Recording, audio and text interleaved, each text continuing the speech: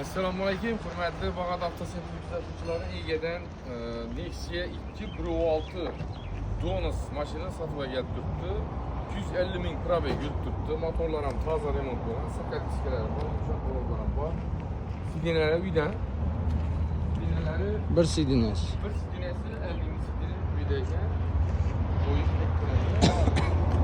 Mashina to'liq bo'lgan, zanglari ishlangan. İdealni holatda metan gazlar ham bor. 2012 Prostor gidrolik. Ha, profil gidrolik ekan.